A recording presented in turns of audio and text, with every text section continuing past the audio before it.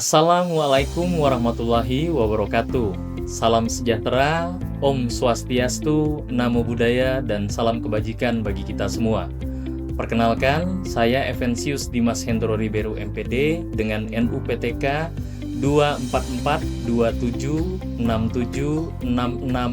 24427676681304003. Saya merupakan dosen tetap pada program studi S1 Pendidikan Guru Sekolah Dasar STKIP Persada Khatulistiwa Sintang, Kalimantan Barat. Video ini dibuat sebagai pernyataan diri dalam unjuk kerja perguruan tinggi atau biasa dikenal dengan PDD UKT-PT sebagai salah satu syarat mengikuti sertifikasi dosen tahun 2026. Dalam kesempatan ini saya akan menjelaskan terkait mata kuliah konsep dasar bahasa Indonesia SD yang kebetulan saya ampu pada semester genap 2025-2026. Mata kuliah konsep dasar bahasa Indonesia SD ini memiliki bobot 2 SKS dengan total 16 kali pertemuan tatap muka, yang diantaranya adalah 14 kali pertemuan perkuliahan serta 2 ujian, yaitu 1 ujian tengah semester dan 1 ujian akhir semester. Mata kuliah konsep dasar bahasa Indonesia SD tentunya membahas hal yang berkaitan mengenai landasan kebahasaan, kurikulum, serta konsep dan implementasi pembelajaran bahasa Indonesia di sekolah dasar. Materi perkuliahan ini terdiri dari sejarah, fungsi, dan kedudukan bahasa Indonesia.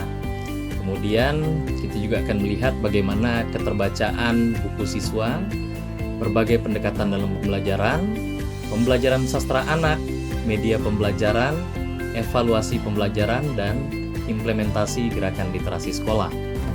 Melalui mata kuliah ini, mahasiswa diharapkan mampu untuk memahami dan menerapkan konsep dasar pembelajaran bahasa Indonesia di SD secara lebih efektif dan sesuai dengan tuntutan dari kurikulum. Video pembelajaran ini akan lebih spesifik membahas pada pertemuan ke-12 yang berfokus pada materi pembelajaran sastra anak di sekolah dasar. Adapun capaian dari mata kuliah atau CPMK-nya adalah mahasiswa itu diharapkan mampu untuk menganalisis pembelajaran sastra anak di sekolah dasar sebagai bagian tidak terpisahkan dalam pembelajaran bahasa Indonesia.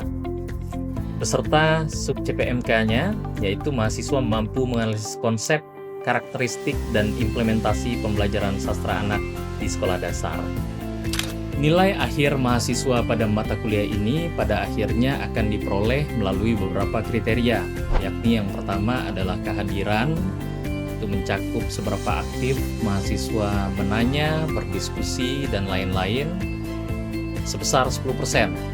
Kemudian dalam mata kuliah ini juga terdapat proyek berupa tugas terstruktur mandiri yang dihitung sebesar 50%, sehingga subtotal pada bagian awal berjumlah 60%. Kemudian terdapat tugas makalah secara berkelompok, itu akan dihitung sebesar 5%.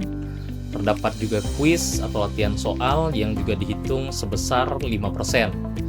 Kemudian ada ujian tengah semester, itu dihitung sebesar 10%, dan yang terakhir ujian akhir semester sebesar 20%. Sehingga jika ditotal semuanya menjadi 100%. Referensi yang akan saya gunakan pada pertemuan ke-12 ini adalah buku Sastra Anak Indonesia karangan Apri Damai Sagita Krisandi, terbitan Universitas Sanata Dharma. Dengan pendekatan student center learning, mahasiswa akan terlibat aktif dalam mengerjakan proyek berupa revitalisasi cerita sastra anak berbasis kearifan lokal Kalimantan Barat di akhir pertemuan. Baik, rekan-rekan kelas C16 semuanya, Assalamualaikum warahmatullahi wabarakatuh. Salam sejahtera untuk kita semua dan selamat sore. Baik, rekan-rekan sekalian, kita hari ini bertemu dalam kesempatan perkuliahan tatap muka untuk materi ke-12, yaitu materi yang berkaitan dengan pembelajaran sastra anak di sekolah dasar. Jadi Bapak ingin menanyakan dulu terkait pengetahuan awal terkait pembelajaran sastra anak. seberapa familiar rekan-rekan kelas C16 dengan yang namanya sastra? Jadi Bapak mau tanya dulu mungkin Agus Sangya bisa bantu? Sastra itu merupakan karya yang menggunakan bahasa sebagai media untuk menyampaikan gagasan, pikiran, pengalaman, ataupun nilai-nilai kehidupan. Jadi, berdasarkan bentuknya, sastra itu memiliki beberapa jenis, di antaranya seperti puisi, cerpen, novel, pantun, ataupun drama. Baik, bagus sekali. Terima kasih. Em, Mungkin berikutnya Bapak kasih kesempatan untuk teman kita yang laki-laki kepada Sabri. Coba Sabri. Baik Pak, definisi sastra itu adalah karya yang menggunakan rasa untuk menyampaikan imajinasi seseorang. Biasa sastra berbentuk novel ataupun cerpen. Baik, terima kasih. Bagus sekali kelasnya 16. Terkait mengapa Bapak menanyakan itu, jadi Bapak ingin memastikan bahwa rekan-rekan kelas C16 kalian memiliki pengetahuan dasar atau pengetahuan awal terkait pembelajaran sastra. Jadi logika dasarnya begini, apabila calon guru atau pendidik ini kurang familiar atau kurang akrab dengan dunia sastra, jadi logikanya apa yang akan disampaikan kepada peserta didiknya, peserta didik di sekolah dasar itu pastinya juga mungkin berkurang gitu. Artinya kita harus membekali kita atau diri kita dengan pengetahuan sastra terlebih dahulu sebelum mengajarkannya kepada orang lain. Seperti yang disampaikan, jadi karya sastra yang dimaksud di sini adalah karya sastra anak. Jadi jelas ada bedanya antara karya sastra anak yang dipelajari di sekolah dasar dengan konsep sastra yang sebetulnya itu sangat luas.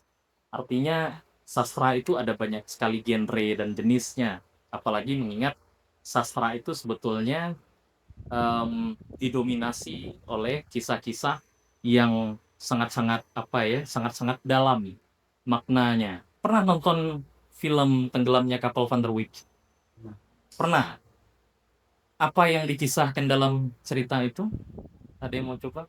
Mengisahkan seorang laki-laki Pak Mm. mengejar cinta di cinta seorang wanita Mm. calon dari seorang Pak pembandang. Oke, artinya ada perbedaan status sosial di situ di dalam cerita itu. Ya, semoga memang semuanya pernah tahu apa namanya film itu, minimal minimal pernah lihat lah gitu potongannya. Bahwa kalau itu mau kita sedikit bahas, itu adalah salah satu contoh karya sastra lama. Itu dibuat pada tahun berapa? Ada yang tahu? 1928. Itu jenis karya sastra lama yang memang diterbitkan oleh Balai Pustaka bahkan sebelum zaman kemerdekaan. Kemudian itu diangkat jadi sebuah film. Ya, itu kalau misalnya kita bahas karya sastra yang ya dewasa lah artinya.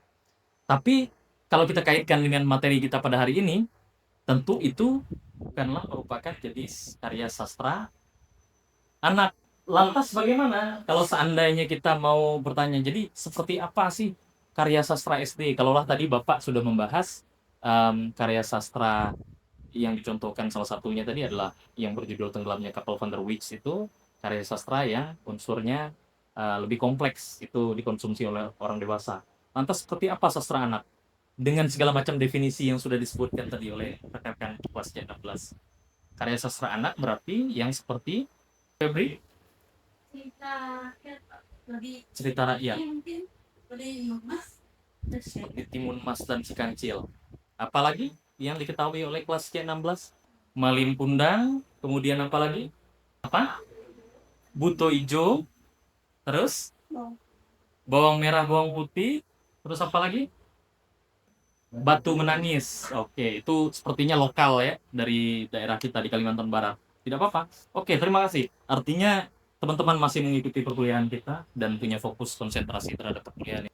Ya, ini mengenai pencapaian tujuan pembelajaran afektif. Apa itu? Jadi dalam materi ini diharapkan kita semua calon pendidik ini diharapkan mampu menanamkan nilai afeksi, nilai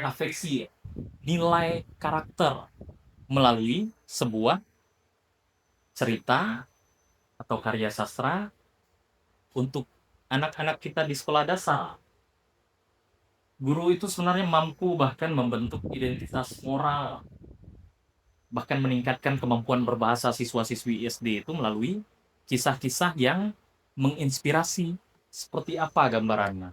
Kenapa bisa dikatakan bahwa itu mampu untuk menanamkan nilai karakter, membentuk identitas moral, dan bahkan mampu meningkatkan kemampuan berbahasa siswa? Ini kan sebuah pernyataan yang disampaikan di dalam materi, tapi kita berusaha untuk bisa mengaitkannya. Betul enggak sih yang dikatakan secara teori itu seperti itu? Nah, karena Oke, Sabri. karena apa yang kita lihat biasanya akan diterapkan di kehidupan sehari-hari. Oke. Berarti lewat kisah-kisah yang terdapat di dalam cerita rakyat ataupun dongeng itu pastilah menyelipkan nilai atau pesan tertentu gitu ya, lewat karakter yang ada di dalamnya, lewat penokohan itu, lewat segala macam alur cerita yang disajikan. Lantas kemudian dengan cara tertentu saat kita membawakan materi bacaan teks sastra itu kepada siswa-siswa SD, diharapkan memang pada akhirnya mereka mampu untuk memetik atau belajar dari apa yang dikisahkan lewat cerita rakyat maupun dongeng yang dibacakan oleh gurunya. Oke, kemudian kita akan membahas mengenai pengembangan strategi dan rancangan kegiatan. Seperti apa sih kira-kira cara yang paling pas, cara yang paling efektif untuk menyampaikan em, teks atau bacaan sastra itu kepada peserta didik kita di kelas, terutama siswa-siswa SD. Ini ya, rekan-rekan mahasiswa sekalian memang dituntut untuk bisa atau dapat sekreatif mungkin menyampaikan materi itu terkait cerita rakyat, dongeng, dan lain-lain itu, mendeliver atau mengantarkannya atau menyampaikannya kepada siswa-siswi SD dalam kelas itu agar betul-betul terasa menarik bagi mereka. Harusnya ada banyak sekali cara untuk kita menyampaikan itu. Pertanyaannya lewat cara apa-apa? Lewat cara ya bisa bermacam-macam. Artinya dengan segala macam bahan bacaan yang kita pilih di materi tertentu gitu kan, pasti dalam pelajaran bahasa Indonesia itu nanti memuat teks atau bacaan tertentu untuk siswa-siswi SD. Jika harus kita lanjutkan lagi pada bagian yang selanjutnya, kita akan melihat bahwa karakteristik utama dari sastra anak dan yang sekaligus membedakannya dari sastra dewasa itu adalah terkait ini, penggunaan bahasa yang sederhana dan komunikatif. Bahasanya pasti akan sederhana. Kisah-kisah yang diceritakan juga pasti lebih sederhana dan tidak kompleks pastinya dibandingkan dengan sastra orang dewasa gitu yang dikonsumsi oleh remaja dan dewasa. Seperti yang tadi disebutkan di awal terkait satu buah judul yang sampai difilmkan, Tenggelamnya Kapal Panterwitch itu gitu ya. Jadi memang bahasa yang disampaikan dalam karya sastra untuk anak-anak SD ini pastilah simple, sederhana gitu. Jadi seperti kisah yang disebutkan tadi oleh rekan-rekan sekalian, Legenda Timun Mas, ada Buto Ijo tadi, ada Malin Kundang. Itu biasanya bahasa yang digunakan dalam teks atau bacaan sastra untuk anak SD itu pastilah sangat sederhana dan simpel gitu. Jadi bahasa-bahasa yang digunakan pasti berbeda. Kemudian penokohan yang relevan dengan dunia anak. Jadi mungkin tidak semua yang dikisahkan dalam sebuah teks bacaan sastra untuk anak SD itu penokohannya atau tokoh-tokoh yang terdapat di dalam cerita itu sesuai atau tidak dengan anak-anak usia SD. Itu yang juga harus Bapak rasa dipastikan dulu gitu sebelum pada akhirnya bahan bacaan itu kita pilih dan kita sampaikan di dalam kelas. Kemudian terkait juga dengan alur cerita yang imajinatif dan bermakna moral.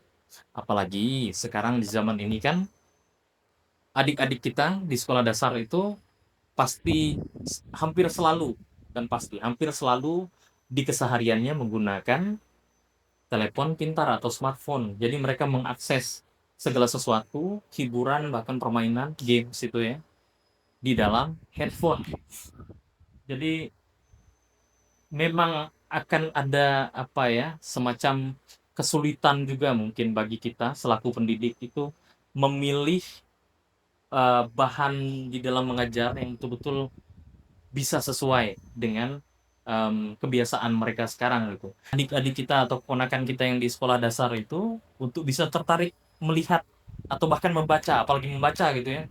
Hampir sekarang tuh orang menikmati hiburan itu, anak-anak SD apa segala, itu memang dari HP, pasti dari HP. Jadi untuk membaca itu adalah hal yang susah, apalagi kalau kita tidak mencoba untuk mendisiplinkan.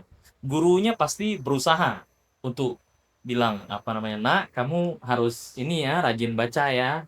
Ini hari ini kita belajar baca ini dan itu," gitu. Orang tuanya di rumah pun sebisa mungkin juga pasti harusnya berpesan hal yang sama. Artinya di rumah juga orang tua harus bisa menemani menemani anak-anaknya untuk belajar apa yang sudah dibaca tadi di sekolah gitu ya.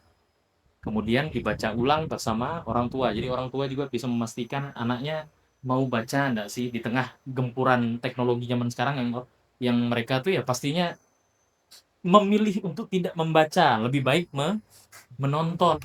Nah, itu yang menjadi tantangan sekaligus yang harus kita jawab juga sebetulnya. Jadi terkait kenapa sastra anak itu tetap penting, ya di satu sisi bacaan mengenai sastra anak itu ya tidak terpisahkan sebetulnya dari pelajaran bahasa Indonesia. Kalaulah di mata pelajaran lain juga ada teks bacaannya, tapi yang lebih mengkhususkan dirinya dalam hal membaca secara lebih giat itu pasti di pelajaran bahasa Indonesia. Karena ada konten atau muatan sastra anaknya gitu. Jadi harusnya itu mampu untuk mengembangkan yang pertama imajinasi dan kreativitas lewat cerita-cerita itu tadi, lewat penokohan yang terdapat di dalam teks bacaan itu. Kemudian meningkatkan kemampuan berbahasa secara komprehensif. Seseorang yang membaca dari usia yang dini sekalipun gitu, kalaulah dia rajin membaca, pasti dia akan memiliki kemampuan berbahasa yang lebih baik ketimbang yang tidak membaca, itu pasti. Jadi itu logika dasar sebetulnya. Semakin banyak membaca, maka kemampuan berbahasanya semakin baik. Karena apa? Dia menyerap berbagai macam kosakata-kosakata baru. Dia belajar bahasa-bahasa baru, istilah-istilah baru yang sebelumnya belum pernah didengar sebelumnya. Jadi dia membaca untuk mengetahui. Kemudian juga kita tidak mungkin menegasikan yang akhir ini, penumbuhan minat baca. Jadi cara kita melawan, kalaulah istilahnya kurang tepat melawan gitu ya, cara kita untuk mengatasi atau bahkan meminimalisir kenapa sih anak-anak zaman sekarang itu malas membaca begitu ya, malah apa namanya, lebih asik untuk menyaksikan suatu tontonan hiburan itu lewat cara menonton. Ya mungkin dengan pembelajaran sastra anak di sekolah dasar itu paling tidak bisa meminimalisir. Jadi, guru harus mampu menanamkan bahwa membaca itu tidak pernah salah, bahwa membaca itu memang tetap sebagaimana mestinya. Membaca itu adalah membuka jendela pengetahuan. Tidak ada cara lain untuk memperluas atau memperkaya pengetahuan kalau tidak melalui membaca. Jadi diharapkan lewat bacaan-bacaan menarik, juga dengan cara menyampaikan yang menarik, tentunya diharapkan juga minat baca siswa-siswi di SD itu jadi tumbuh dan berkembang. Itu yang jadi harapan kita. Kemudian kita bisa lewatkan ini terkait menanamkan nilai karakter ini sebetulnya juga sudah kita bahas tadi. Bagaimana apa ya, kisah-kisah yang disuguhkan dalam teks bacaan sastra untuk anak SD itu sedapat mungkin memang ingin menanamkan nilai tertentu gitu. Pasti ada kisah yang bisa dipetik baiknya atau bahkan buruknya. Jadi kalau di dalam suatu suguhan cerita yang disampaikan di dalam teks bacaan itu selalu ada apa? Tokoh yang baik, pasti juga ada yang buruk, yang jahat gitu. Jadi sedari awal memang itu coba untuk ditanamkan di dalam diri siswa-siswi SD yang akan kita ajar itu. Ya, ini bisa sekalian dibaca. Jadi melalui teks bacaan sastra berupa dongeng atau cerita rakyat tadi itu, kita kan berusaha untuk bagaimana mengantarkannya kepada peserta didik kita, siswa-siswi SD itu, untuk bisa tertarik dengan apa yang disampaikan oleh gurunya.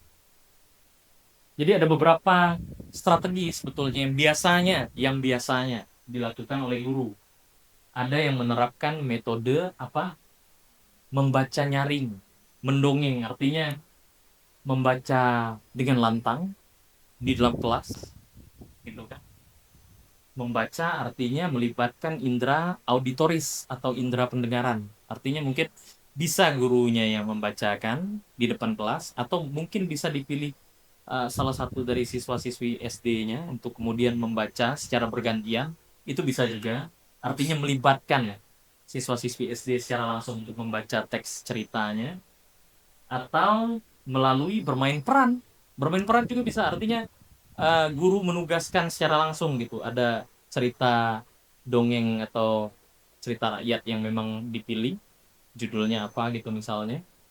Lantas langsung dibagikan perannya, siapa yang berperan sebagai tokoh baik, siapa yang berperan sebagai antagonisnya, itu bisa langsung dipilih dan dibuatkan dialognya. Artinya nanti bermain peran. Mereka akan belajar sastra secara langsung, artinya dipraktekkan. Kemudian, atau melalui media pembelajaran tertentu yang kita bisa pilih sebagai guru gitu ya, kita bisa pilih untuk menggunakan media tertentu itu gitu. Ada banyak sekali sebetulnya platform yang bisa digunakan untuk mengajar. Salah satunya itu yang mungkin seperti yang ingin Bapak perlihatkan berikut ini. Ya, ini adalah Quizzes, teman-teman sekalian. Kalau dulu namanya, kalau sekarang tuh namanya Wayground. Jadi ini aplikasi berbasis website yang bisa dimanfaatkan untuk